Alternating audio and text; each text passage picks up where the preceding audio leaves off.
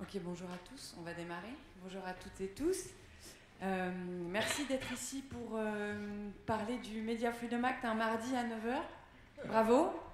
Je m'appelle Clotilde Lecause et je suis responsable du développement international des Assises.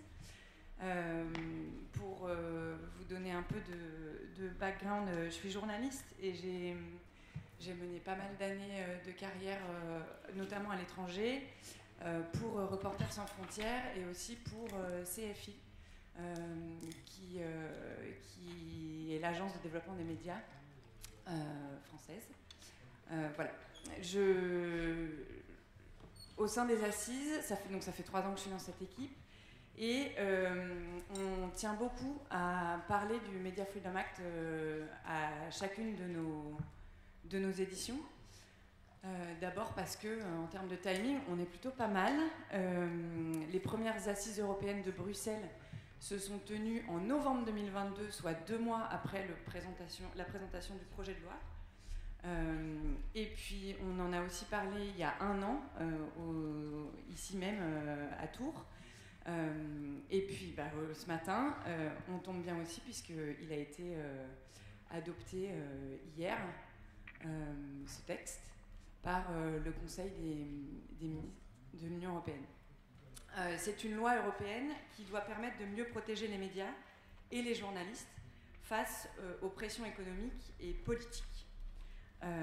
Donc il a donc été présenté en septembre 2022. On est en mars 2024, il vient d'être adopté. Ce matin, on va essayer d'abord de comprendre un peu l'esprit de ce texte, pourquoi il existe, pourquoi il a fallu légiférer, comment il va rentrer en application et quels sont les défis que ça peut poser dans différents contextes, mais notamment dans le contexte français. Et concrètement, comment ça peut avoir un impact sur le travail des journalistes, des rédactions et sur les médias en France.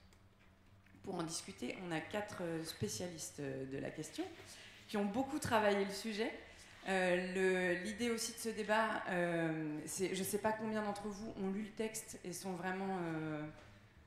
voilà. Hein. Donc l'idée, c'est aussi d'avoir on ne va pas trop parler de détails techniques, mais c'est vraiment de faire un exercice de pédagogie autour de ce texte pour comprendre quels sont les enjeux. Alors, de Bruxelles, je vais commencer par Renate Schröder, qui est ici et qui représente la Fédération européenne des journalistes, qui connaît très très bien le dossier puisqu'elle le porte depuis 2 ans. Enfin même plus longtemps, mais...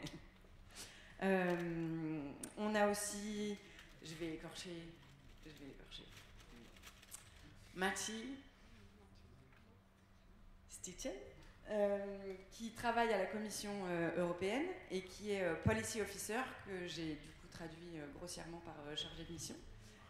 Tu connais aussi très bien. Oui, mais tu connais du coup aussi très très bien le texte, tu travailles dessus, tu le lis presque tous les jours. Tout au bout de la table, on reçoit Jean-Pierre de Keraou. Vous présidez l'ENPA, qui est le European Newspaper Publisher Association. Donc l'association des éditeurs de presse en Europe, qui défend les intérêts de la presse européenne. Vous avez aussi fondé, là je ne veux pas non plus écorcher, Sauge Media, en 96, qui est une société de presse spécialisée dans l'édition et la presse hebdomadaire. Et Pablo Ekel, qui est journaliste, qui est secrétaire adjoint du SNJ CGT et qui aussi a publié un article que vous retrouvez dans la revue Projet, qui se trouve à la boîte à livres dans le hall, avec Benoît Hervieux, et qui est membre du comité directeur de la FEJ. Donc on a quand même 2 personnes de la Fédération européenne des journalistes parmi nous ce matin. Pour le débat, je vais leur proposer d'abord, je vais poser des questions d'introduction. On va faire en sorte que le débat dure environ 45 minutes, 1 heure maximum, et ensuite on vous passera le micro pour que vous puissiez poser vos questions. Alors pour commencer, je vais commencer avec toi, Mathie. Qu'est-ce qui a fait que l'Union européenne a voulu légiférer, a senti le besoin de légiférer, et quel a été le processus.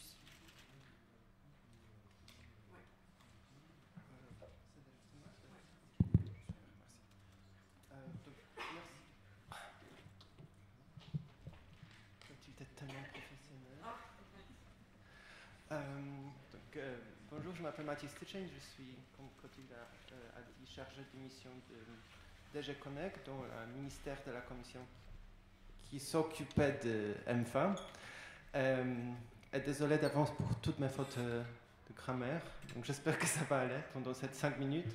Pardon, je signale quand même que ouais, on a 2 personnes qui font l'effort de parler français ce matin. Donc oui, je comprends que ma mission pour aujourd'hui, c'est présenter un petit peu de MFA, de donner un petit peu le goût de ce texte législatif, et aussi de présenter un petit peu raison d'être. Pourquoi l'Union européenne décidait de proposer la loi sur le pluralisme des médias, et pourquoi, pour la première fois dans l'histoire de l'Union européenne, cette procédure a été réussite. Parce que si vous avez déjà en 2012, il y avait la première proposition sur la concentration des médias, Monti Proposal. En fait, ça, c'est une grande catastrophe pour la Commission qui a décidé de finalement ne pas procéder, considérant que le pluralisme des médias, c'est la chose tellement spécifique pour pays membres qu'en fait, il n'y a pas besoin de... En fait, pas besoin. C'est impossible de proposer quelque chose au niveau européen. Donc, pourquoi aujourd'hui on a réussi de se mettre d'accord sur MFA? Je pense que si nous sommes ici dans le good company, donc vous êtes journaliste, vous êtes très au courant de ce qui se passe dans le secteur médiatique, et je pense que nous sommes tous d'accord que pendant dernières années, nous voyons je ne voudrais pas dire dégringolade, mais il n'y avait pas l'augmentation de qualité d'environnement médiatique en Europe. Depuis 2019, la Commission a travaillé sur Rule of Law Reports. Ce sont des rapports assez détaillés qui font l'examination de l'état des droits dans chaque pays membre. Et dans chaque rapport, il y a ce chapitre sur le pluralisme des médias. Et nous voyons que dans certains pays membres, bien sûr, il y a des cas qui, je pense que vous êtes tous au courant de media capture, vraiment, je voudrais dire take over de médias par des gouvernements. C'est par exemple le cas de... je coupe juste parce que je viens de mettre un vidéo concernant le média. Exactement, donc ça c'est Media Pluralism Monitor. Donc c'est l'étude indépendante qui monitore des risques sur le pluralisme des médias en Europe. Et ça c'est Fundamental Protection, oui, c'est ça. Donc ça c'est problème sur les médias. Mais donc oui, c'est le cas de Pologne, c'est le cas de Hongrie. Donc les 2 pays que je pense que sont qui présentent les cas plus scandaleux, nous pourrons dire. Mais si vous analysez le Media Pluralism Monitor ou Rule of Law Report, c'est clair qu'il y a des problèmes avec des médias partout en Europe. Et nous voyons, donc, parfois c'est plus nuancé, mais nous voyons par exemple en France qu'il y a des problèmes dans la protection des journalistes. Je pense que Renata va présenter beaucoup plus, mais il y avait, je pense qu'en 2020, il y avait ce problème en France avec la protection des journalistes pendant des démonstrations. Nous avons eu le cas de fonctionnement des médias publics, pas nécessairement par influence politique dans l'indépendance éditoriale, mais aussi par exemple au niveau de financement. Donc, le financement est devenu un outil pour manipuler les médias publics. nous sommes aussi dans la procédure de digitalisation des médias. Et dans cet monde numérique, avec la position des plateformes en ligne qui sont devenues, bon, nous disons, public forum, et parfois la première source d'information, les médias traditionnels, sont devenus beaucoup plus faibles au niveau économique. Donc la distribution des ressources économiques était beaucoup plus compliquée et beaucoup moins juste, je dirais. Nous avons aussi l'expérience de Covid, par exemple, et dans beaucoup de pays, par exemple, des fonds publics par la publicité d'État est devenu aussi l'outil de manipuler les médias, parce qu'ils ont été distribués seulement pour des médias qu'ils ont eu certaines lignes éditoriales, nous disons, confortables avec le gouvernement ou gouvernement même au niveau local. Donc, dans cet environnement, je dirais, un petit peu plus problématique, c'est devenu beaucoup plus clair qu'il y a besoin de réagir. Mais je pense que cette fois-là, la Commission était beaucoup plus raisonnable parce qu'on s'est dit que c'est impossible de commencer à début.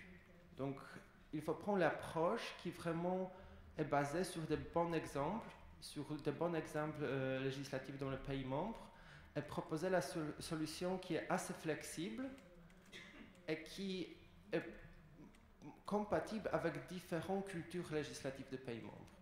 Et c'est exactement la raison pour laquelle, quand vous lisez MFA, il y a beaucoup d'articles qui, même si ça c'est règlement, donc quelque chose qui est directement applicable, parfois ça se lit comme la directive.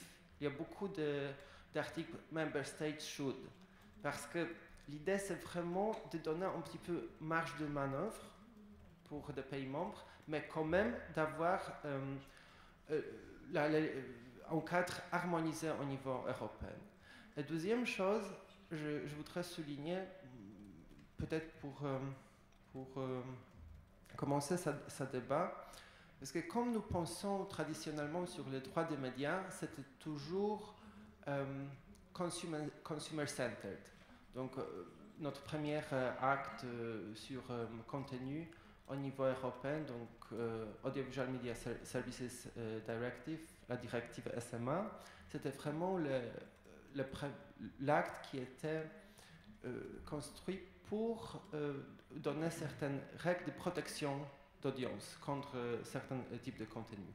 Ici, MFA, c'est un petit peu la révolution, parce que ici, ce n'est pas le consumer qui est au centre, ce sont des organismes de médias, ce sont des media companies. Et l'acte, et ça aussi un petit peu unique, que dans 20, presque 30 articles, il n'y a pas beaucoup d'obligations pour les médias, ce sont que des droits. On dit safeguards. Et c'était ça un petit peu l'idée, de donner les harmonized safeguards pour médias, pour les protéger au niveau européen. Il y a seulement juste une seule obligation pour médias au niveau de transparence de leur propriété. Mais à part de ça, c'est vraiment, l'idée était de donner des droits qui pourraient être appliqués au niveau européen. Des garanties. Les garanties. Ok. Je ne sais pas si... Je vais demander à Renato de rebondir. Pour résumer, on comprend bien que cet accord est historique en ce sens que c'est la première fois qu'il y a 27 États membres qui se mettent d'accord sur le fait qu'il faille donner des garanties pour pouvoir protéger les médias au niveau européen et les journalistes. J'y reviendrai après dans le débat, parce qu'il y a aussi évidemment des différences, mais en ce qui concerne justement les journalistes, Renate, peut-être que tu peux nous expliquer comment ce texte pour la FEJ en quoi c'est une avancée, et surtout pour les journalistes qui sont présents dans la salle, qu'est-ce qu'il faut en retenir pour notre travail? Merci Clotilde, merci Maciek pour l'introduction que je ne dois plus faire, que j'avais préparé aussi, tant mieux.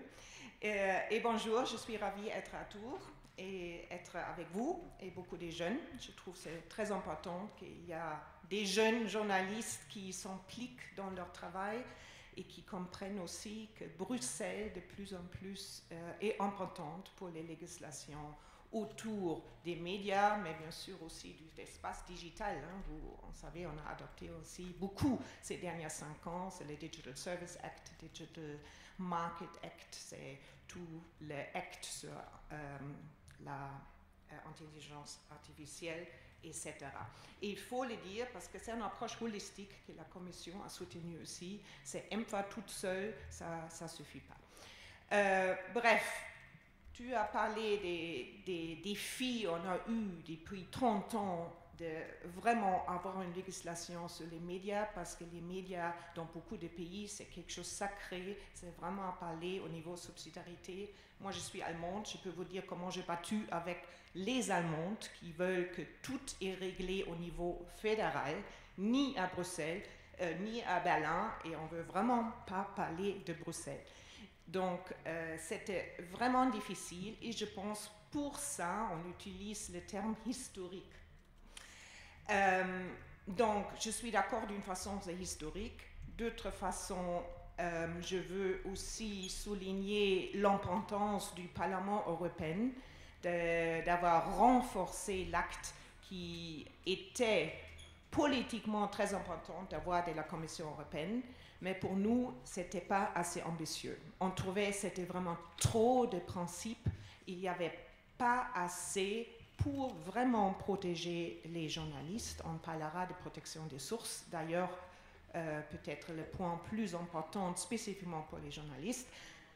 Oui, le Parlement européen a fait vraiment un travail super pour renforcer l'acte.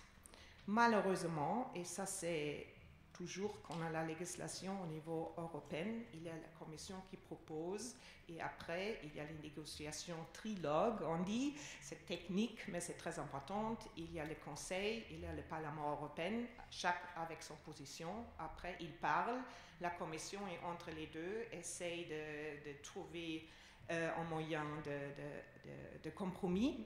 Cette fois, je pense, c'était aussi extrêmement difficile parce qu'on savait, on doit trouver l'acte avant la fin de cette commission. Vous savez tous, il y a des élections en juin qui vont être très importantes d'ailleurs. Et donc, on a maintenant un texte qu'on est d'une façon content d'avoir. Politiquement, c'est très important. D'autre façon, oui, on n'est pas absolument contente. Il devrait être plus ambitieux. Maciek a dit, beaucoup est écrit dans les façons des principes. Ce sont toujours bien les principes, mais c'est aussi très facile de tourner. Et après, comme c'est un règlement au niveau national, la beauté est que les organisations, comme les syndicats, les organisations de journalistes, peuvent aller avant la Cour pour dire, voilà, il n'y a pas assez de transparence des médias, c'est contre la loi, donc on doit faire quelque chose. Bref, ça, petite introduction. Je vais vite vous donner 6 points qui, à notre avis, sont importants pour cet acte et sont très importants pour la transposition, la mise en œuvre, parce que ça va être fait dans les prochains mois. Maciek peut-être peut expliquer pourquoi il y a quelques articles qui doivent être transposés en 3 mois, quelques en 6 mois, quelques en 12 mois, un article en 36 mois. Je n'ai pas encore compris la logique derrière, mais je suis sûre que tu vas nous enlighten. Bon, bref, le premier article qui a eu aussi beaucoup d'attention médiatique, c'est la fameuse protection des sources et l'utilisation des logiciels espions. Donc, première chose qui est très importante, qu'avec cette loi, on a, et je cite parce que je trouve c'est important de le dire, c'est écrit, il sera interdit aux autorités de faire pression sur les journalistes et les rédacteurs en chef pour qu'ils révèlent leurs sources, par exemple en les plaçant en détention, en leur infligeant les sanctions, en perquisitionnant leur bureau ou en installant des logiciels de surveillance intrusifs sur leur appareil électronique. Et là, on est d'accord, c'est un principe très important. Après, il y a des dérogations, je ne parle pas maintenant, mais d'avoir ça, pour nous, c'était déjà une toute petite victoire. Sur les problèmes des logiciels, on parle aussi après, mais je veux quand même souligner que la France souhaitait instaurer une exception à l'utilisation des logiciels espions en cas de menace pour la sécurité nationale. J'imagine, vous savez tous. Pour nous, c'était vraiment en torpedo, je ne sais pas si on dit ça en français, on a dit s'il y aura cette exemption, il ne faut pas avoir un Media Freedom Act. Ça ne donne aucun sens. La bonne nouvelle est qu'après un travail considérable de plaidoyer, et grâce, il faut quand même le dire, à un ministre de la culture espagnol suffisamment fort pour tenir tête à Emmanuel Macron, le texte final a remplacé ce vague concept de sécurité nationale utilisé pour justifier certaines actions comme le déploiement d'espionnage envers les journalistes. Donc, le deuxième point qui est important, c'était déjà mentionné pour nous, c'est l'article 6.1 et 24, renforcer la transparence dans le contrôle des médias. Le règlement introduit par ailleurs des exigences de transparence en matière de propriété des médias, et je cite de nouveau, pour permettre au public de savoir qui contrôle les médias et quels intérêts peuvent influencer leur travail. Tous les médias d'information et d'actualité, malheureusement seulement eux, peuvent influencer, quelle que soit leur taille, devront publier dans une base de données nationale des informations sur leurs propriétaires, y compris s'ils appartiennent directement ou indirectement de l'État. Ça, c'est spécifiquement important dans le pays de l'Est, tu as mentionné. Pourquoi c'est important pour nous? La transparence est essentielle pour enfermer le public d'une éventuelle ingérence politique et pour permettre aux régulateurs d'empêcher que la propriété des médias ne soit excessivement concentrée entre les mains d'un trop petit nombre de propriétaires, qui exercent une influence excessive sur les débats démocratiques. Je pense qu'on est tous courants de cette menace. En plus, les obligations de transparence sur allocation de fonds publics pour la publicité publique et les marchés des fournitures ou des services s'appliqueront à toutes les autorités ou entités publiques. C'est le fameux article 24 qui pour nous était aussi très important. Je pense que le point plus important, à mon avis, c'est l'article 5 sur l'indépendance éditoriale des médias publics. Les problèmes actuels, peut-être vous avez suivi, spécifiquement en Slovaquie, en Italie et en Pologne, montrent l'importance de cette MFA et son article 5 sur l'indépendance des médias publics qui devrait sortir renforcé de l'application de cette loi. Afin d'éviter qu'il soit utilisé à des fins politiques, les Media Freedom Act imposent que les dirigeants, les membres des conseils d'administration des médias publics soient sélectionnés, et je cite de nouveau, au moyen de procédures transparentes et non discriminatoires pour les mandats suffisamment longs. Il ne serait pas possible de licencier avant la fin de leur contrat, à moins qu'ils ne répondent plus aux critères professionnels. En fait, quelque chose que les Polonais ont fait. Le financement de ces médias publics devra également être fait de manière transparente, durable et prévisible. C'est lui, je pense, un point très important pour la France l'année prochaine. 3 petits points encore. Indépendance éditoriale des médias privés. On a dit qu'il n'y a pas d'obligation pour les médias, mais, et ça c'était un point très important pour nous, qu'il faut une indépendance rédactionnelle dans les rédactions. On a un texte qui est assez général, il parle quand même d'une obligation d'avoir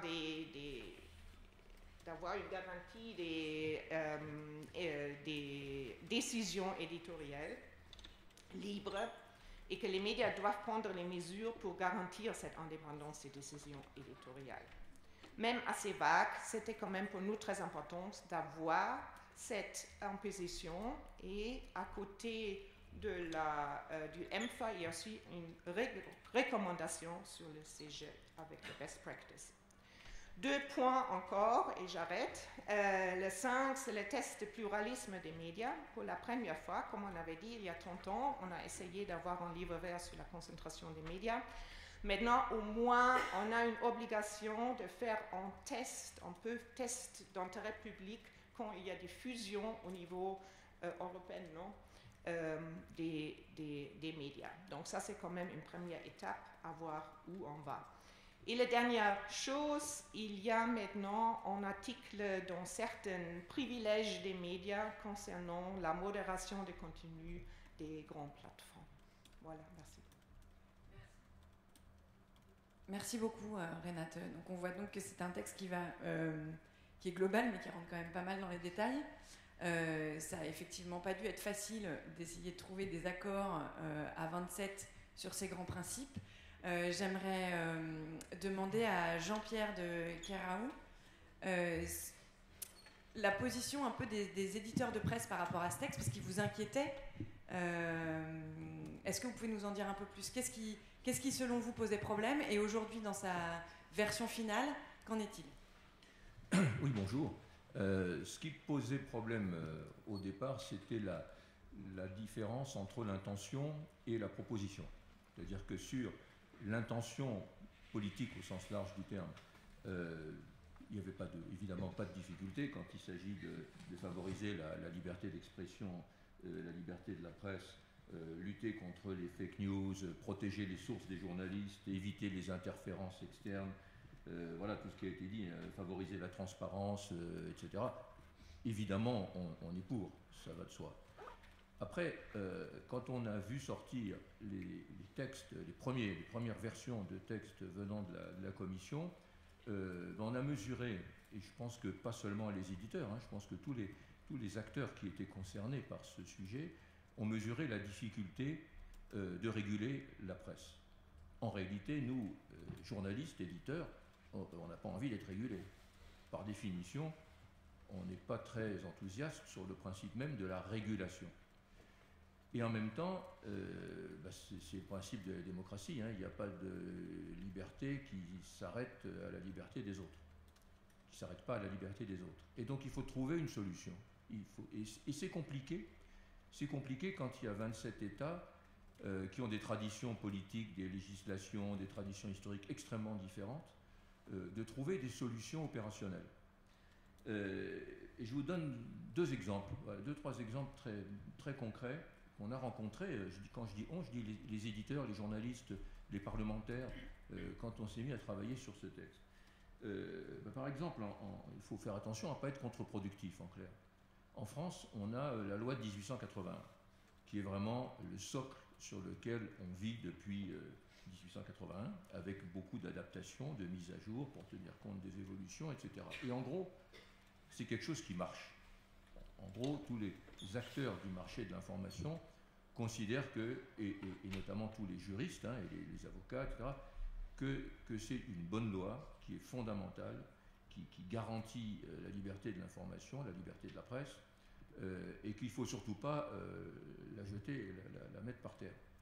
On peut l'adapter, etc., mais il ne faut surtout pas la mettre par terre. Et on avait le sentiment que la volonté de la Commission de vouloir harmoniser au départ à l'échelle européenne un certain nombre de mesures ou de réglementations concernant l'exercice de la liberté de la presse risquait de contraindre à une modification de la loi de 1880. Et donc ça, c'était un problème. Deuxième exemple, la volonté évidemment louable de favoriser la liberté de l'information dans les pays où elle n'était pas respectée. À l'époque du débat, en particulier la Pologne, ça a heureusement changé depuis, mais on a toujours en tête la Pologne, la Hongrie, aujourd'hui la Slovaquie. Il y a malheureusement quelques pays en Europe, en Union européenne, dans lesquels la liberté de la presse n'est pas respectée. Et donc, le but politique parfaitement louable était d'essayer de, entre guillemets, contraindre ou conduire les autorités de ces pays à modifier leur attitude. Puis quand on regarde les textes, on se rendait compte qu'en fait, c'était pas du tout efficace.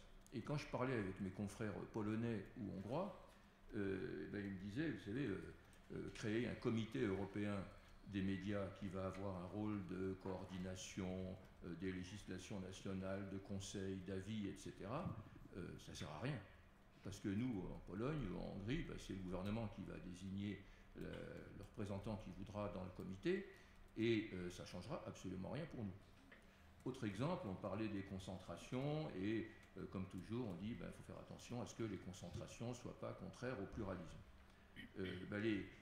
En Pologne et dans d'autres pays européens, nos confrères disaient, attendez, il ne faut surtout pas décourager les Allemands, les Français, les Italiens de venir investir chez nous. Parce que nous, on préfère beaucoup avoir une concentration avec des groupes de médias occidentaux où quand même l'exercice de la liberté est à peu près respecté, que de dépendre de nos gouvernements ou de nos oligarques. Donc, vos histoires de concentration, surtout, découragez pas les investisseurs des pays européens de l'Ouest de venir chez nous. Alors, comment on fait pour trouver un dispositif, entre guillemets, régulant les concentrations dans ces conditions? Et puis surtout, et j'arrête là pour l'instant, le sentiment qu'on avait, et que malheureusement on a toujours, et je crois qu'il est partagé autour de la table, enfin on va voir, mais je suppose, c'est que on n'a pas du tout réglé le problème des plateformes. Et qu'on n'était déjà pas satisfait, ou très peu satisfait du DSA et du DMA, c'est-à-dire le Digital Service Act et le Digital Market Act, qui régulent le marché des très grandes plateformes. Là, on s'est dit, il y a une occasion, avec le Media Freedom Act, de mieux réguler les grandes plateformes. Parce que réguler nos petites relations entre nous, journalistes, éditeurs, etc., en France, en Allemagne, en Italie, etc., c'est très bien. Mais le vrai problème auquel on est tous confrontés ensemble aujourd'hui, c'est l'énorme disproportion de puissance entre les très grandes plateformes en ligne et les éditeurs ou les journalistes, dans les pays européens. Et là, on a un vrai problème c'est le principal problème, je veux dire, aujourd'hui, dans ce texte, c'est que le fameux article 17 qui parle des plateformes, il laisse pour l'essentiel le pouvoir à Google ou à X de décider ce qui est conforme ou pas conforme à leurs conditions générales d'utilisation. Et ça, pour nous, c'est pas acceptable. Aujourd'hui, dans le texte tel qu'il est, certes, on leur a un peu mis des bâtons dans les roues, mais vraiment tout juste. Lorsque une grande plateforme, si M. Elon Musk ou ses collègues ou Zuckerberg considèrent qu'il y a tel contenu de presse qui est contraire à leurs conditions générales d'utilisation, qui peuvent changer tous les jours s'ils veulent, ils peuvent les censurer. Alors évidemment, ils ne peuvent pas les censurer comme ça. Ils sont obligés de notifier à l'éditeur qu'on envisage de modifier de couper dans votre article ou de ne pas l'accepter en ligne parce qu'on considère qu'il est contraire à nos conditions générales d'utilisation. Donc, madame ou monsieur l'éditeur, vous avez 24 heures pour répondre. 24 heures. Bien. Et si votre réponse n'est pas satisfaisante, de toute façon, c'est la plateforme qui reste maîtresse de la décision. De toute façon.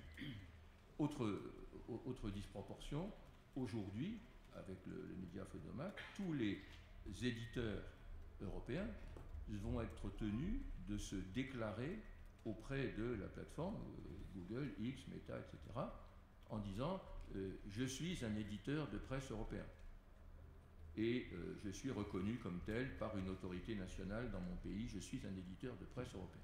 Mais la plateforme a le droit de ne pas accepter, a le droit de contester la qualité d'éditeur.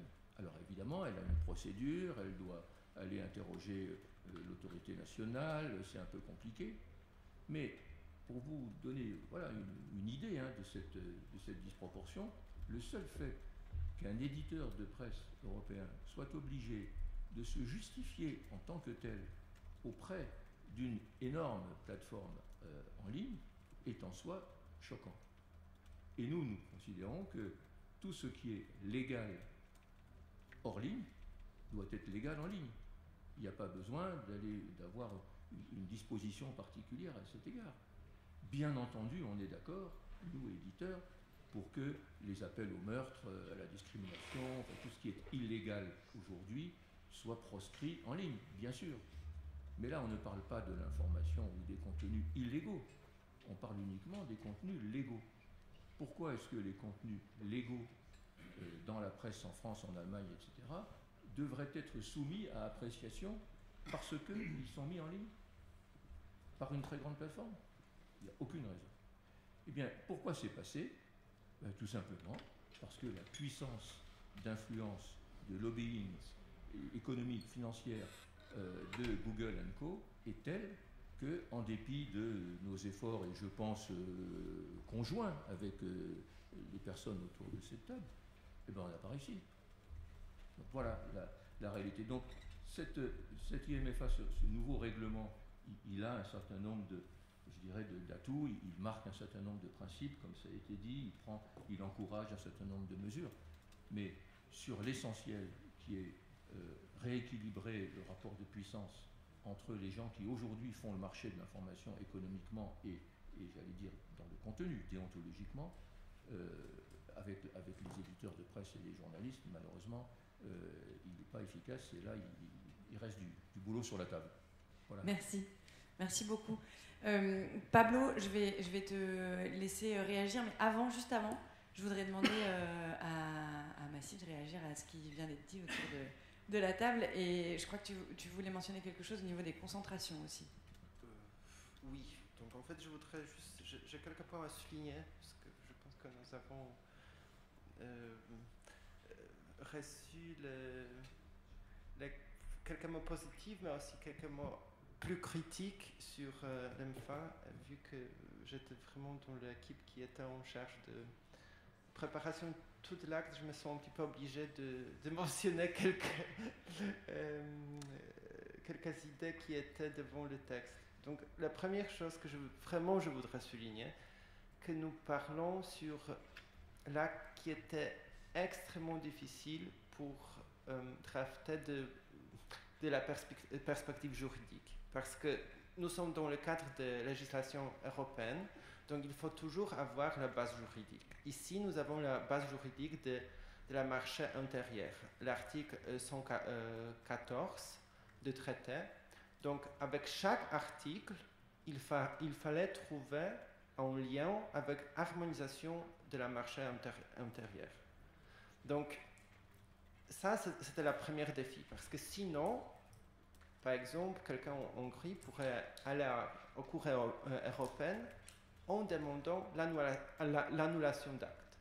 Donc ça, c'était la première chose qui était super importante, de trouver le texte qui est toujours lié avec marché unique.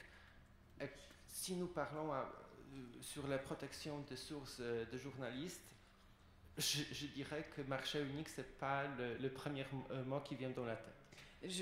Donc, pour résumer, il faut que chaque article de ce texte parle autant à un ou une journaliste français ou un citoyen d'ailleurs, qu'en Allemagne, qu'en Hongrie, qu'en Pologne. Il faut que ça parle à tout le monde.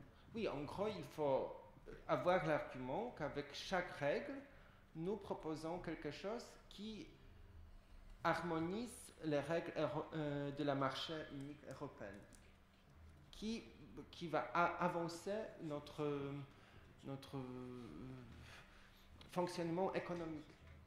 Et c'était la cause supérieure, la question du pluralisme des médias. Donc c'était le premier défi.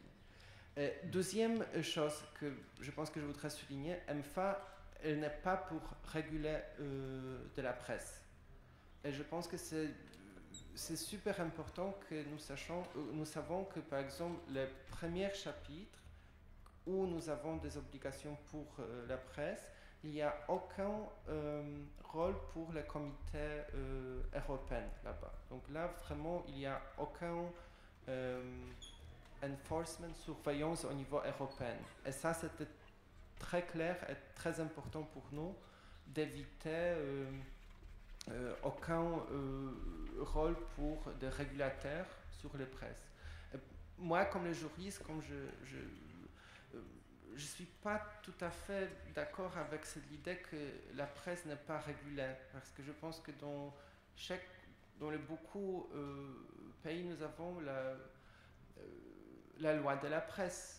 Et la loi française, si vous les examinez, il y a beaucoup de règles qui aussi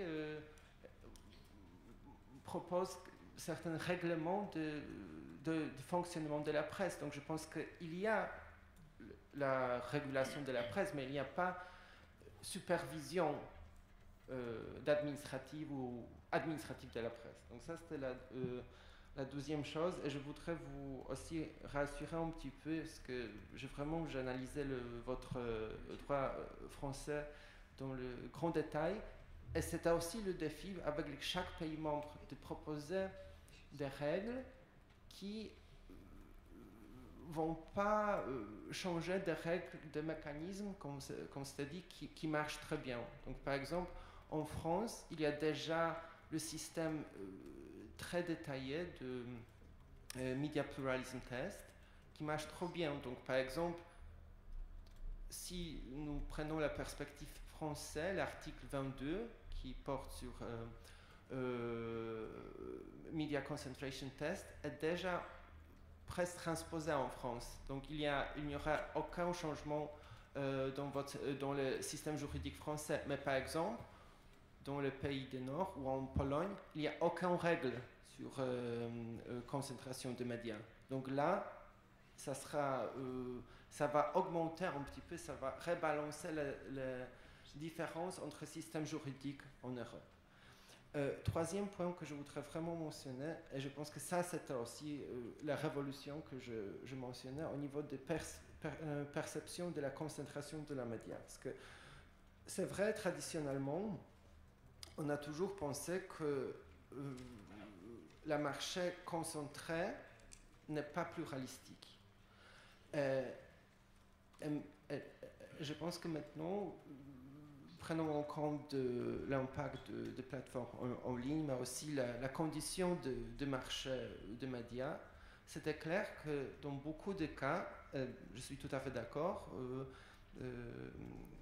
concentration pourrait être une seule solution pour la résilience économique des médias.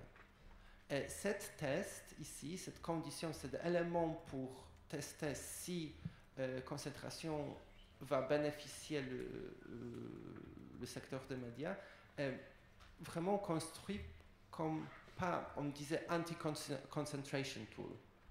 C'est vraiment construit pour donner justification dans certains cas que la concentration est bonne, parce que si prenons l'exemple de Pologne, il y avait quelques exemples de concentration qui ont été bloqués en disant ah non, ça c'est bon pour le pluralisme, même si il n'y avait aucun impact sur le pluralisme, la décision était juste pour bloquer deux acteurs qui n'étaient pas d'accord avec le gouvernement. Donc ça aussi, c'est ce que je voudrais souligner.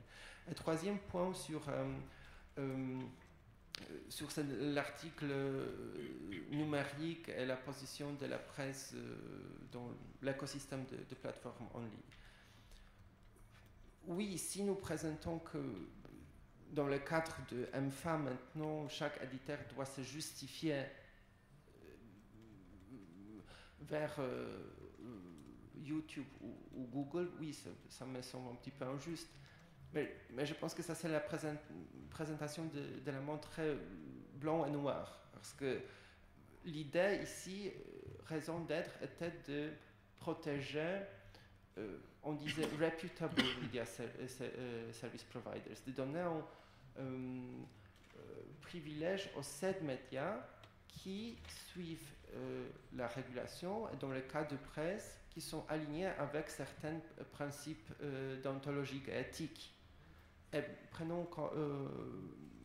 soyons clairs, si nous vivons dans certains contextes géopolitiques, et par exemple dans certains pays membres, il y a beaucoup de semi-organismes médiatiques qui sont en charge de, par exemple, de diffuser disinformation ou diffuser l'information qui, je ne sais pas s'il pourrait qualifier comme l'information de qualité.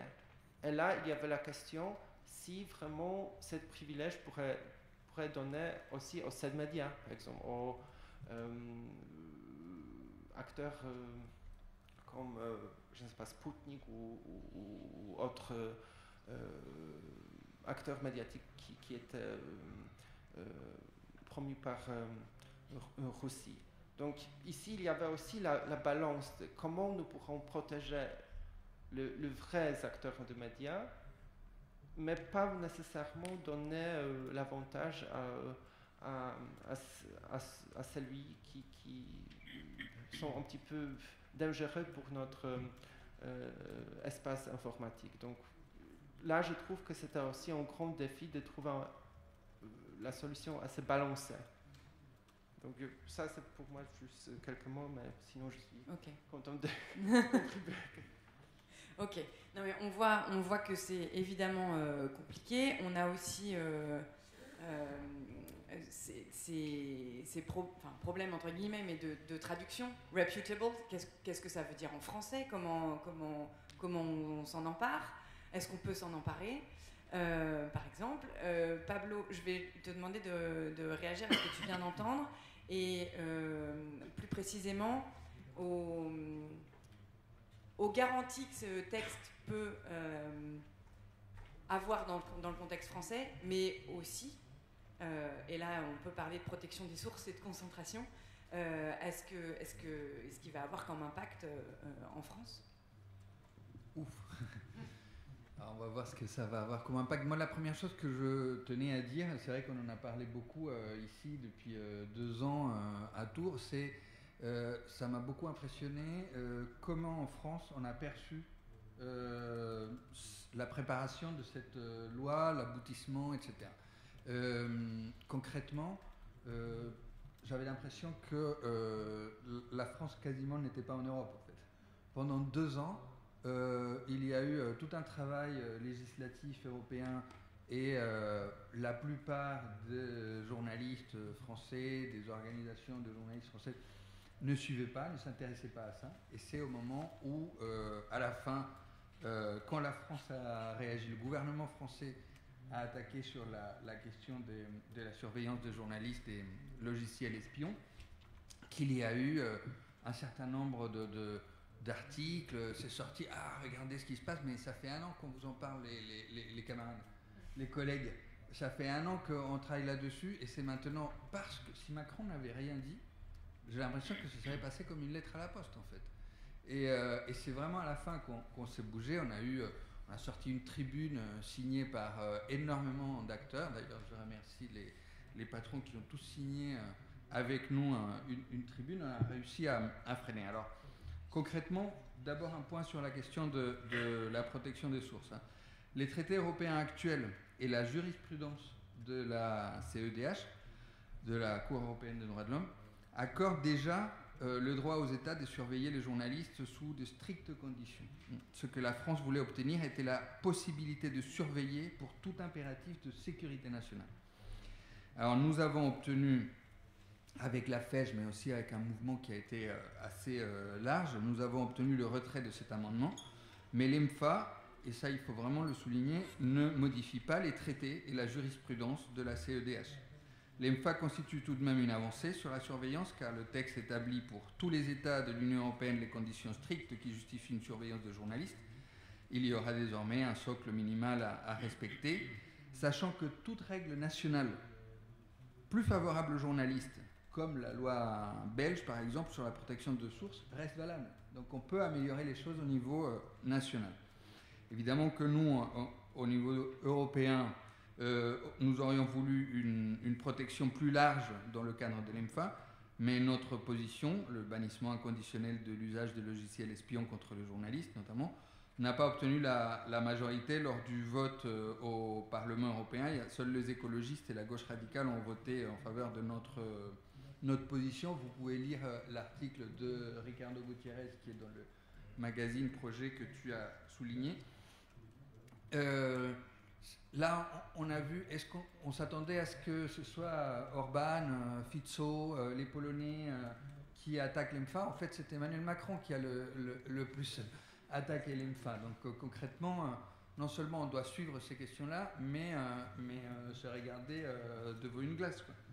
J'ai eu l'année dernière l'occasion d'avoir un échange à l'école de Grenoble auprès des étudiants sur l'EMFA avec une eurodéputée française, verte, Gwendoline Delbos-Corfield, qui nous disait non seulement on doit regarder ce point-là, mais concrètement le gouvernement français attaque sur la question de la surveillance numérique dès qu'il le peut, quel que soit le sujet, sur toutes les lois. Donc ça, c'est un truc important dont on doit avoir conscience. Pablo, juste pour appuyer ton propos, et parce qu'elle sera là tout à l'heure, mais qu'elle n'a pas pu être là ce matin, je voulais juste vous passer un petit extrait vidéo de ce documentaire qui a été réalisé par Arte, qui s'appelle « Espionnage, l'UE ne protège pas assez bien ses journalistes », et dans lequel on entend Ariane Lavrieux. Vous êtes un peu tous et toutes au courant de sa garde à vue, et tout ça, ça a été très médiatisé. Donc voilà, je le passe 2 minutes, Pablo, et voilà.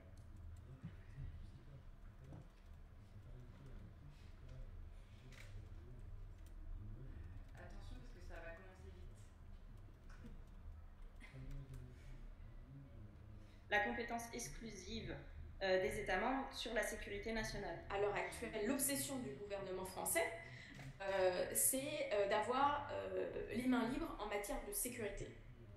Donc, même si le journaliste reste neutre et ne fait que son travail, pour les services de renseignement, ce sont des intermédiaires qui leur permettent de mener des enquêtes. Grâce à Reporters sans frontières, on apprend comment les ministères des Armées et de l'Intérieur français justifient leur position. En France, le suivi de certains journalistes est indispensable pour identifier agents et officiers de services de renseignement étrangers, de déterminer leurs activités au profit de ces derniers, d'identifier leurs cibles et leurs contacts, de connaître leur mode opératoire et leurs sujets d'intérêt. Comme le raconte le média Disclose, la France va convaincre tout un groupe de pays.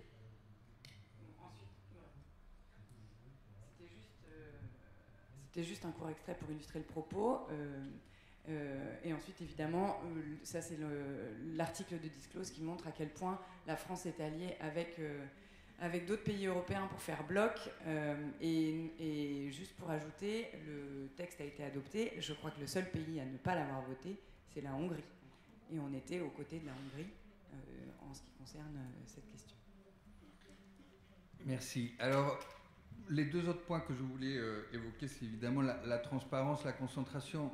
Nous, on a un avis plutôt, pas négatif, mais en tout cas un peu décevant encore sur ce point-là. Alors, entendons-nous bien. Moi, je parle très régulièrement avec mes collègues tchèques, slovènes, slovaques, hongrois. Ils nous disaient, si ça ne passe pas, le journalisme est mort dans nos pays, en fait. Concrètement, rendez-vous compte que le journalisme est en train de mourir, on est en train de se faire prendre le dessus par un certain nombre de gouvernements, on n'existe plus en fait. Donc il y a un côté, on ne peut pas dire que ce n'est pas, c'est pas bien, etc. Si, c'était nécessaire et c'est important, dont acte. Mais sur l'aspect transparence, concentration, là, on ne va pas nécessairement être d'accord sur la perception de la concentration. Aujourd'hui, moi, je dirais pas comme M. Keraoul qu'il y a les bons oligarques et les mauvais oligarques. Quand il y a que les Occidentaux, que ceux des pays de l'Est, concrètement aujourd'hui ici, en France, on voit ce qui se passe avec Bolloré, on voit ce qui se passe avec Saadé, on voit ce qui se passe dans la presse régionale, où il y a des groupes qui concentrent tous les médias dans un territoire qui dépasse même les régions, quand le Crédit Mutuel a tous les médias de l'Est de la France, quand un ponte d'Occitanie à tous les médias de sa région, on voit ce que ça a comme impact en termes de pluralisme, de diversité, de qualité de journalisme, etc. Donc là, il n'y a pas de secret. Au SNJ-CGT, on soutient ce qui était prévu par le Conseil national de la résistance, dont on a fêté l'anniversaire la semaine dernière, c'est un homme, un média. Quelque part, mais c'est vrai que ce n'est pas nécessairement au niveau européen qu'on peut réguler ça, mais nous avons vu, nous vivons aujourd'hui en France les conséquences de la concentration des groupes de médias, et là, ce n'est pas l'EMFA qui allait résoudre nos questions. Enfin, un dernier point quand même pour moi important, qui va un peu au-delà de l'EMFA, comme Renate l'a dit, l'EMFA seul ne suffit pas. C'est un ensemble de dispositifs européens, et il faut qu'on se rende compte que les dispositifs européens, on fait partie de l'Europe, on partage des compétences avec l'Union européenne, et donc il faut qu'on soit beaucoup plus intéressé à ce qui se passe et à comment les différentes lois, les différentes directives ont un impact sur nous, sur nos métiers. Je pense notamment à la directive sur le SLAP, non, les procédures Bayon. Ici, il y a des gens qui en sont victimes et qui savent bien mieux que moi comment, enfin, ils doivent se battre contre les procédures Bayon, etc. Ça, c'est un point important. La directive droit d'auteur, le droit voisin, Jean-Pierre l'a évoqué sur la question, le rapport aux plateformes, c'est essentiel. Comment les plateformes vont rendre quelque part de la valeur aux médias et donc au journalisme, c'est essentiel. Et je regrette qu'aujourd'hui, alors qu'on a combattu ensemble pour obtenir cette directive pour un partage de la valeur, je regrette que depuis 2019, mais même surtout depuis 2022-2023, les éditeurs qui ont commencé à toucher de l'argent sur les droits voisins de la part des plateformes se comportent pareil ou pire à l'encontre des journalistes de leur propre boîte pour ne pas mettre en place un partage approprié et équitable. Je fais partie de la commission droit d'auteur, droit voisin au ministère de la Culture. On est sur des blocages vraiment très très durs. On est avec des patrons qui ne cherchent pas à négocier. Le cas de 20 minutes, on va en entendre parler. Le cas de Sud-Ouest bientôt. Concrètement, on ne peut pas continuer dans ce deux poids deux mesures où on se dit on est ensemble face aux GAFAM, mais ensuite quand il s'agit de nous partager avec nos salariés journalistes, parce qu'on est des salariés quand même, et bien là il n'y a plus personne en fait. Et là c'est la guerre totale, etc. Concrètement, tout ça ensemble, on a des dispositifs, les MFA, les SLAP, les droits voisins, etc. Il faut qu'on le voit comme un ensemble et qu'on cherche ensemble à améliorer le journalisme en France et en Europe. Merci. Renate, tu voulais réagir? Merci. Non, je voulais juste encore ajouter quelque chose sur cet fameux article 17, sur la question des, on dit toujours le big elephant, des plateformes, des big tech. Parce qu'on est tout à fait d'accord, ce sont eux le problème majeur, mais c'est aussi vrai que ce n'est pas dans les MFA qu'on va résoudre ça. Pour nous, d'ailleurs, c'est important avec ce privilège des médias qui, et ce n'est pas parfait, je suis d'accord, mais qui donne un certain privilège aux médias de co-décider qu'est-ce qu'il est désinformation et qu'est-ce qu'il n'est pas. Le problème on a eu, et ce n'était pas seulement le lobbying du Big Tech, et c'est ça que je voulais souligner, que c'était d'abord les organisations des ONG dans l'Europe de l'Est, mais aussi les journalistes, qui ont une telle manque de confiance dans les médias à cause du media capture, à cause du clickbait, que les médias eux-mêmes produisent la désinformation, qu'ils ont dit cet article tel quel est très dangereux. Et nous, dans notre propre groupe d'advocacy, on a sur ce point-là, c'était le seul point, on n'avait pas un consensus. Et je trouve ça montre les problèmes qu'on a aujourd'hui en Europe avec la manque de confiance dans beaucoup de médias, les grands groupes, on ne doit pas les tous mentionner, qui n'ont plus le soutien des citoyens. Et voilà, ça c'est aussi un grand problème.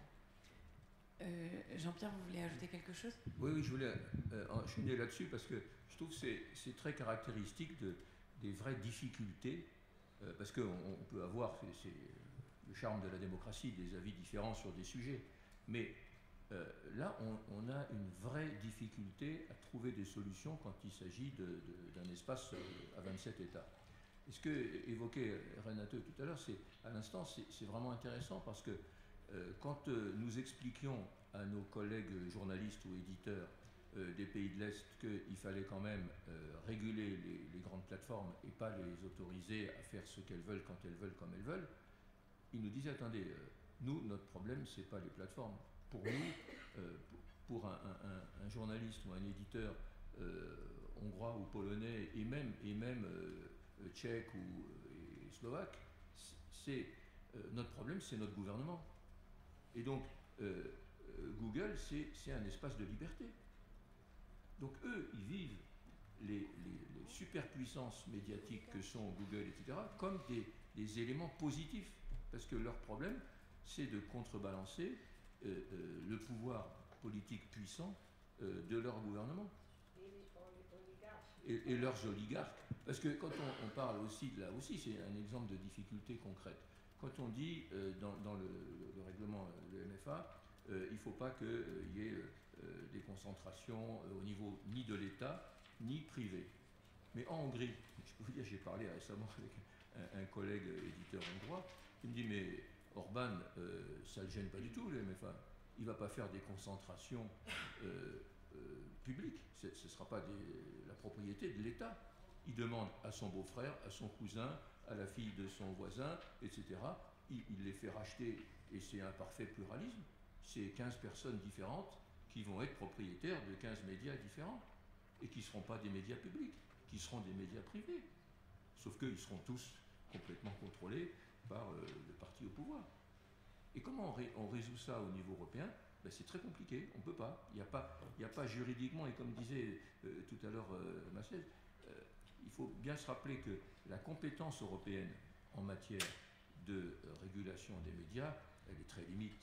Et au début, il y a eu beaucoup de débats là-dessus. Est-ce que vraiment ça relève des compétences de l'Union européenne d'intervenir dans le domaine des médias?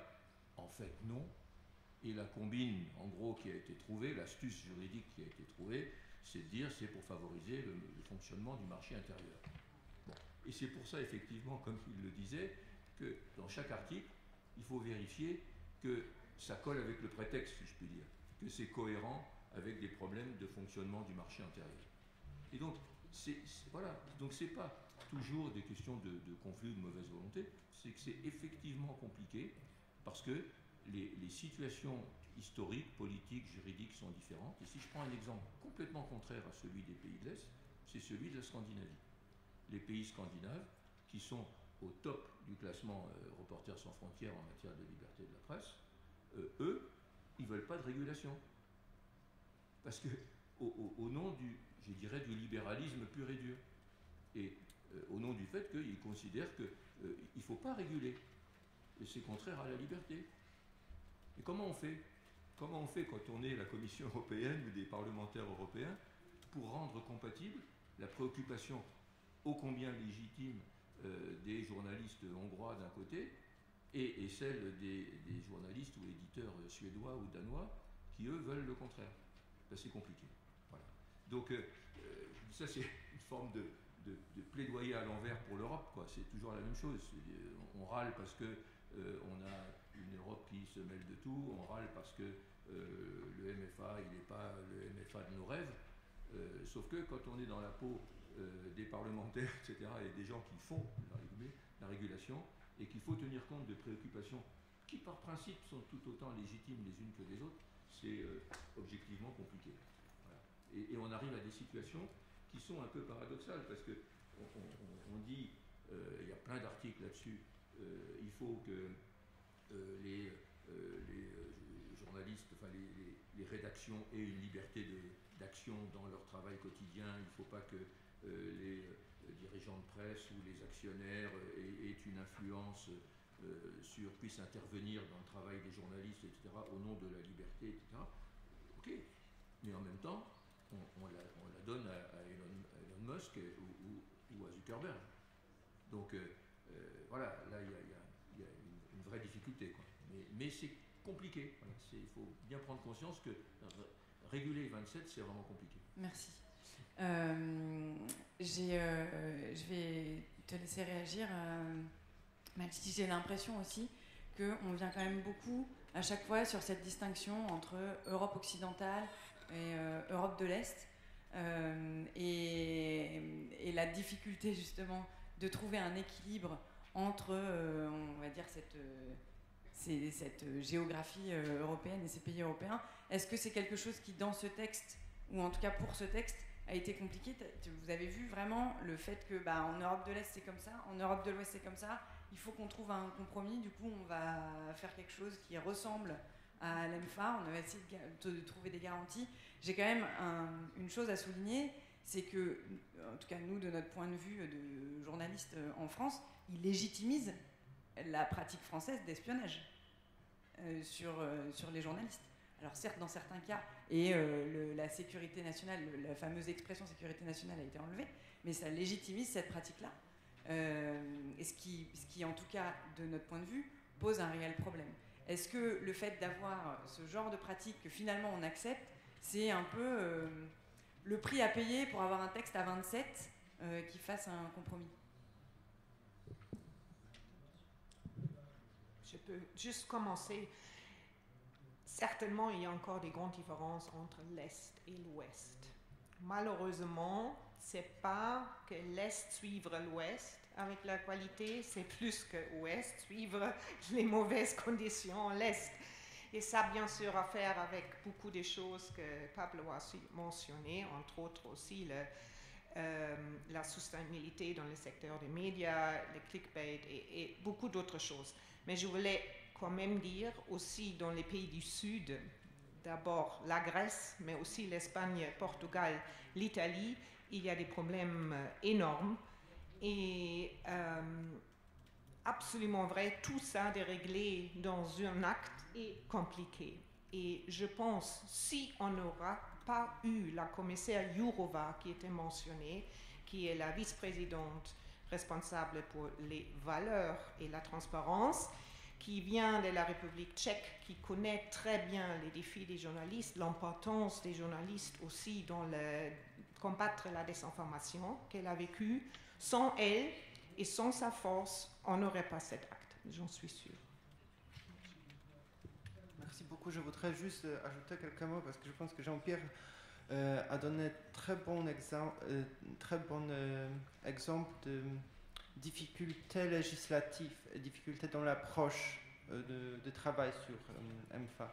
Donc même si nous parlons de article maintenant 18, donc c'est l'article sur contenu des médias sur des plateformes, quand on était en train de travailler sur cet article, en fait, l'idée était en fait pas parfaite. Donc c'était clair pour nous que c'est impossible de trouver la solution qui pourrait satisfaire tout le monde. Parce que nous avons toute la réglementation européenne, donc DSA, e-commerce directive. Nous avons des droits sur la propriété, donc quand même, les plateformes, c'est un business, donc il faut quand même respecter les règles de propriété. Nous avons très bien entendu cet argument que dans certains pays, en fait, plateforme, c'est l'espace de la liberté. Donc en fait, si nous trouvons des règles très strictes, ça pourrait être en fait ça pourrait avoir l'impact négatif sur les médias qui sont déjà dans la situation difficile dans certains pays membres. Donc là, c'était vraiment l'idée de balancer et de trouver quelque chose qui pourrait d'ajouter un petit peu, de donner ce privilège. Ce qui parfois pour moi, et c'est pas mentionné beaucoup, parce que c'est pas, comme on disait, sexy, mais dans cet article, il y a aussi l'obligation sur la transparence. Et je pense que ça, c'est important parce que maintenant, pour vous, pour des journalistes, il y aura beaucoup plus de données, comment des plateformes réagissent entre médias, comment ils traitent le contenu médiatique. Donc, je pense qu'il y avait aussi cette évaluation de la part des médias, comment les acteurs médiatiques sont traités dans les plateformes. Deuxième point, ce que je voudrais souligner, ce que Clotilde a mentionné, comment nous pourrons définir reputable media services. Et je pense que, bien sûr, c'est aussi un défi parce que, quand même, de la perspective juridique, c'est l'idée assez floue. Il n'y a pas de conditions assez strictes comment définir quelqu'un qui est reputable. Et là, pour moi, par exemple, c'est très important que nous faisons ce lien avec autorégulation de la média. Donc, je pense qu'article 18 pourrait aussi voir comme l'encouragement de la création d'organismes déontologiques, de règles éthiques, parce que je pense que si l'organisme médiatique appartient à certains systèmes d'autorégulation, nous pourrons avoir cette présomption que le contenu a certaines qualités ou suivent certaines règles de transparence, de véracité, de ethical reporting, en disant. Donc je pense que ça, c'est très important dans MFA. MFA, par exemple, dans Recitals, a aussi mentionné Journalism Trust Initiative comme le mécanisme qui pourrait être traité en quelque chose assez objectif.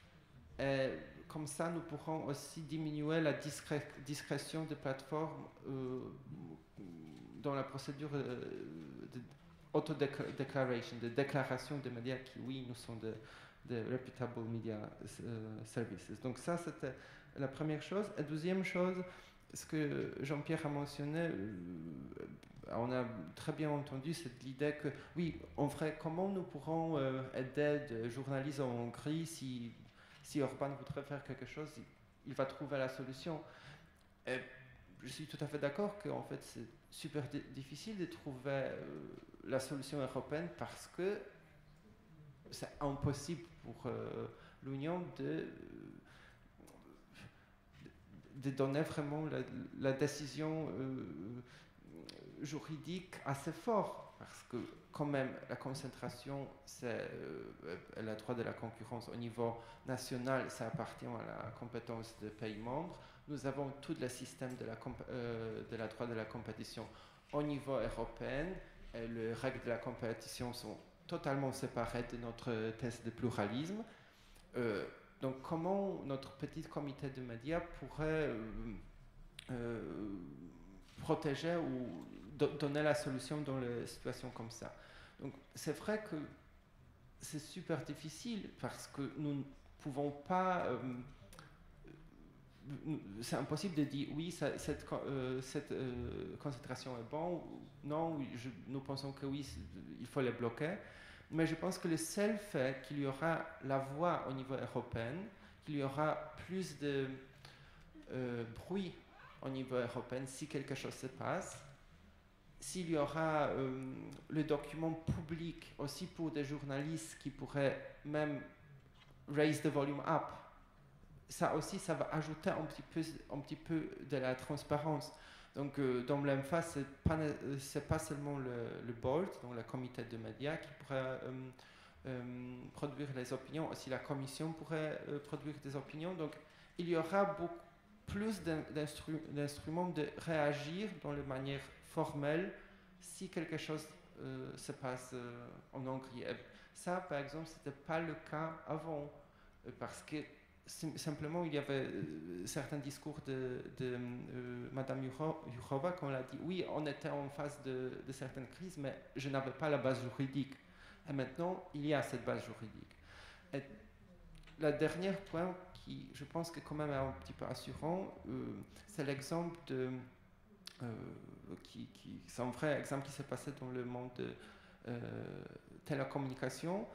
Je pense qu'il y a 5 ans, c'était au début du gouvernement PiS en Pologne, s'il y avait aussi le problème avec l'indépendance des régulateurs de télécom. Là, il y avait la pression de BEREC, donc le régulateur de télécoms, sur les régulateurs polonais, et ça marchait.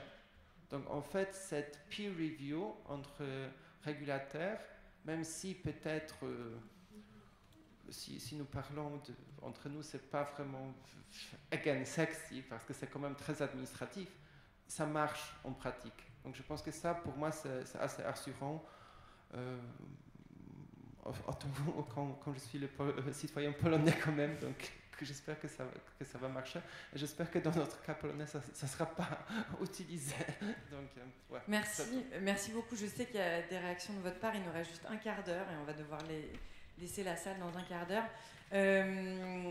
Ce que je retiens et ce que je comprends aussi, c'est donc que, évidemment, ce texte ne va pas garantir nos droits à notre place. Si on voit qu'il y a encore des soucis et au niveau de la concentration, il ne va pas empêcher la concentration en France d'opérer. Si on voit qu'effectivement il y a des problèmes et en termes de concentration et en termes d'espionnage des journalistes, ça reste un outil dont on peut s'emparer pour faire valoir certains droits. De manière plus personnelle, moi je suis très inquiète sur les outils et la légitimisation des outils d'espionnage envers les journalistes. Je vais vous laisser la parole pour voir s'il y a des réactions, des questions. Oui, bonjour à toutes et tous. Emmanuel Vire, secrétaire général du SNJ-CGT, le même syndicat de Pablo. Non, pour nous, déjà remercier les 4 intervenants. C'est vrai que c'est un sujet complexe. Comme l'a dit Pablo, on a eu beaucoup de soucis pour rentrer dedans. Il a fallu attendre que Macron refasse ce qu'il a fait. Enfin voilà. Pour nous, tout ne se joue pas là, évidemment. Hein. Et on sait très bien que nous, notre position sur la concentration qu'on trouve catastrophique hein, aujourd'hui en France. Enfin, je ne sais pas, on se bat contre depuis 15 ans. J'espère, on est dans le cadre, on aura une grande agora cet après-midi dans le cadre des États généraux de l'information. L'État français a les moyens de mettre un terme à cette concentration. On n'a pas besoin de l'Europe pour ça. On a des lois anti-concentration qu'il faut juste renforcer. Voilà. Et nous, en tant que journalistes, on sait aussi, enfin je ne sais pas si vous avez suivi tout ce que fait Bolloré en France, mais Bolloré est empêché aussi par l'Europe et pas par la France. Moi, je suis salarié d'un groupe qui s'appelle Prisma Media, qui est le premier groupe de presse magazine en France, que Bolloré a racheté en juin 2021. Comme il a racheté aussi les restes du groupe Lagardère, enfin, il est devenu actionnaire principal et quasi seul de l'ancien groupe Lagardère. Il a récupéré les titres du groupe Lagardère. C'est l'Europe qui l'a bloqué sur l'édition, je vous rappelle. C'est l'Europe qui a dit à Bolloré, tu ne peux pas avoir le numéro 1 et le numéro 2 sur le marché de l'édition. Bon, ça, on en était tous à peu près convaincus. Donc, il a été obligé de vendre Editis pour garder Hachette. Par contre, ce qu'a dit l'Europe, et là, tout le monde a été très, très surpris en France, c'est sur le marché de la presse People, tu ne peux pas avoir Paris Match, Voici, Gala. Et donc, Voici, Gala étant détenu par Prisma Media, mon groupe, Prisma Media était obligé de vendre Gala au Figaro. Et qu'est-ce qui s'est passé 3 mois après, vous avez vu, Bolloré, il a vendu Paris Match et LVMH, parce qu'il avait un deal ancien avec LVMH. Donc on voit bien que cette situation n'est plus tenable en France. Mais ça, pour nous, ça ne se jouait pas au niveau de l'EMFA. On va gagner un renforcement des lois anti-concentration, évidemment. Et mon deuxième point, comme l'ensemble des intervenants, je pense, je suis très inquiet de la position qui a été adoptée par la France et par le président Macron. Je pense que le président Macron a toujours envie de vouloir espionner les journalistes. Et qu'il va continuer, et que donc il faudra qu'on se mobilise contre cela, mais dans notre pays. Voilà, merci.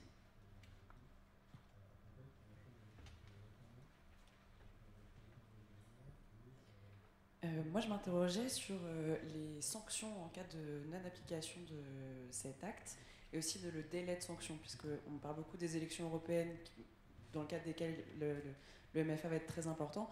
Est-ce que peut y avoir des sanctions dans ces délais-là qui permettent d'éviter des dérapages dans le cadre de ces élections européennes? Merci.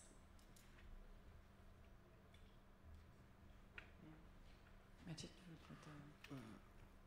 oui, je pense que ça serait un petit peu trop ambitieux parce que, en général, le délai pour entry into force, pour l'entrée en force, c'est 15 mois ici, mais c'est très nuancé en fait, c'est de l'article, parce que certains articles vont l'entrer après 3 mois, certains articles vont l'entrer après 9 mois.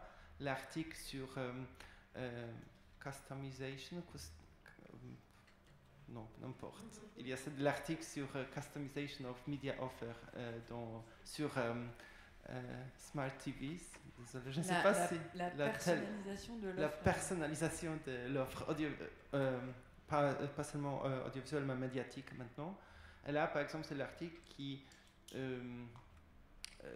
est assez ambitieux pour tout producteur, parce qu'il faut adapter la chaîne de la production. Donc c'est pour ça qu'il faut avoir plus de temps. Donc avant l'élection, le but était d'adopter la loi. Donc ça, c'est la différence. Après, ça, c'est le délai de l'application, et ça varie l'article par l'article. Mais ici, nous parlons aussi de règlement, donc ce n'est pas la directive, donc il n'y a pas, c'est directement applicable. Donc après le délai d'application, les règles d'EMFA pourraient être invoquées. C'est vrai que, comme j'avais mentionné, il y avait beaucoup d'articles qui vont nécessaire adaptation de règles nationaux. Par exemple, comme Jean-Pierre a dit, dans les pays du Nord, où la cadre juridique est très minimalistique, là, il y a le travail à faire. Par exemple, en France, où le système est beaucoup plus avancé, je ne voudrais pas dire que parfait, mais il y a beaucoup de règles. Donc là, ça sera le boulot plutôt de scanning, si nous sommes déjà alignés avec des règles. Donc je pense que pendant cette période, c'est exactement la raison pour laquelle dans certains articles, le compromis c'était d'allonger un petit peu de période pour donner le temps aux pays membres de vraiment changer le cadre juridique. Donc, je te coupe juste en termes de sanctions, je suis désolée parce qu'on a l'heure qui tourne. En termes de sanctions, du coup, c'était la deuxième partie de la question. Qu'est-ce qui se passe? En termes de sanctions, ça c'est le règlement. Donc si il y a quelque chose qui ne marche pas, les citoyens pourront aller à la cour. C'est une question très importante, donc je voulais juste ajouter, parce que c'est avec toutes les réglementations et directives au niveau européen, c'est toujours la question de mise en œuvre. Et je pense que personne n'est content de ça. Par exemple, on a une directive audiovisuelle, les médias audiovisuels, sur cette EMFA est basée, et là, il y a un article sur la nécessité d'une indépendance des régulateurs des médias. On sait tous, cette indépendance n'est pas garantie dans beaucoup des États membres, mais rien est fait. La Commission, malheureusement, n'a rien fait. J'ai entendu que c'est un sujet très sensible. Maintenant, on a réglementation, donc en théorie, tout de suite, c'est appliqué au niveau national. Donc, ça dépend des groupes au niveau national d'aller au tribunal quand ils pensent que ce n'est pas applicable. Donc, on a tous maintenant une responsabilité sur ça. Et ça, je pense, est très important. Mais c'est aussi la commission qui doit faire le monitoring et c'est aussi le board qui doit aussi faire sûr que tout est en règle. Et juste une chose, je voulais ajouter. Maintenant, il y a un article nouveau dans le mécanisme de consultation avec le board. Parce qu'avant, c'était toujours l'association commerciale et la UR, l'Union européenne de radio-télévision publique. Et maintenant, on va insister autant de FEJ, l'organisation qui représente les journalistes, de faire partir de ce mécanisme de consultation. Et je suis sûre que les éditeurs font pareil. Jean-Pierre, vous vouliez réagir aussi? Oui, non, je voulais juste compléter ce que disait Massèche tout à l'heure à propos du problème de la certification. C'est-à-dire que quand je disais tout à l'heure, c'est compliqué de savoir ce qui est de la presse et ce qui n'est pas de la presse. Par exemple, quand on dit c'est pas normal qu'une plateforme décide, elle, souverainement, qu'un journal est un journal ou n'est pas un journal. Ok, on est d'accord que c'est choquant. Maintenant, comment on fait? Comment on fait? Il se trouve qu'en France, par exemple, il y a un organisme qui s'appelle la Commission paritaire, que vous connaissez sans doute, qui ne dit pas d'ailleurs ce qui est de la presse et pas de la presse. Elle dit ce qui mérite de l'aide publique ou ne mérite pas de l'aide publique. Mais en gros, elle dit, voilà, ça, on considère que ce sont des publications de presse, et comme ce sont des publications de presse, si elles satisfont un certain nombre de critères, elles ont droit à de l'aide publique. Par différence, ce qui n'est pas considéré comme une publication de presse, on peut dire, ce n'est pas de la presse. Mais ce système de commission paritaire, il n'y a pas l'équivalent dans les autres pays européens. Et donc, quand on a en face Google, ce qui m'arrive souvent, ils me disent, bah, écoutez, oui, je comprends, vous râlez, mais comment on fait, nous? Nous, on est Google, comment on fait pour qu'on puisse décider, sans que vous considériez que c'est anormal, ce qui est de la presse et ce n'est pas de la presse? Alors, donnez-nous un système de certification. Et c'est comme ça, c'est ce qu'évoquait Massèche tout à l'heure, que par exemple a été évoquée la possibilité d'avoir une certification GTI, Journalism Trust Initiative, qui est un mode de certification qui a été proposé par Reporters sans frontières. Et donc, par exemple, moi, mon groupe, on est en train de se faire certifier GTI. Mais ça, c'est la volonté individuelle d'un éditeur. C'est pas une loi, personne ne m'y contraint. Mais c'est difficile, par exemple pour l'Union européenne, de dire on va contraindre tous les éditeurs européens à se faire certifier. Parce que d'abord ça coûte cher, et puis c'est pas si simple. Et tous les petits éditeurs européens vont dire bah, attendez, nous faire certifier, pourquoi, etc. Bon. Et à supposer même que le principe d'une certification soit admis, pourquoi on va confier la certification à GTI? Il pourrait y avoir d'autres certificateurs. Donc vous voyez, dès qu'on rentre dans la pratique, oui, il faut trouver des formules pour que, encore une fois, la presse, dans l'idéal pour nous tous, il aurait fallu que la presse échappe à ce droit de décision reconnu aux plateformes sur les contenus. Voilà, parce que en même temps, c'est un peu comme le problème de sécurité nationale. On était tous contre ce dispositif qui autorisait l'État à espionner les journalistes. Maintenant, on ne peut pas nier que les problèmes de sécurité, par les temps qui courent, se posent. Et donc ça veut dire qu'en tant que citoyen, on assume le fait qu'on considère que la liberté de la presse, à un moment, est plus importante que la sécurité absolue. Mais il faut le dire comme ça et le dire à nos concitoyens, etc. Mais il ne faut pas dire c'est pas un problème. Oui, c'est un problème. Et à un moment où on fait un arbitrage et on considère que la liberté de la presse que portent les journalistes dans la pratique justifie qu'on prenne quelque part un risque. Et c'est la même chose pour la certification où on s'impose à nous-mêmes une formule qui permet d'être reconnu comme des publications de presse avec les contraintes qui vont avec, ou on laisse les plateformes décider à notre place. Mais vous voyez, il faut assumer. Voilà. C'est un peu moi la leçon que j'ai trouvée de cette expérience MFA. Merci. Pablo, tu voulais oui. ajouter quelque chose? Juste, bon, du coup, rapidement. Il est déjà 10h30. Ouais, rapidement. Oui, très très vite sur cette question de certification, etc. Moi, je pense que la réponse est d'abord écouter les journalistes professionnels. Concrètement, les organisations de journalistes professionnels, donc syndicats de journalistes partout en Europe, la FEJ, le DJV en Allemagne, on s'est tous opposés à ce que Journalism Trust Initiative soit considéré comme une solution. Les journalistes ne considèrent pas que cette certification, comme l'a dit M. Keraoul, qui est payante, soit une bonne solution. Parce que Anna Mollers, ma collègue du DGV, le disait. Pourquoi seuls ceux qui peuvent payer peuvent avoir la certification? En fait, non. On voudrait un système dans lequel on puisse signaler quel est le travail de vrais journalistes professionnels, point. Et que même les petits médias puissent être spotlight, qui puissent être marqués comme faits par des vrais journalistes professionnels. Donc nous, on est totalement contre.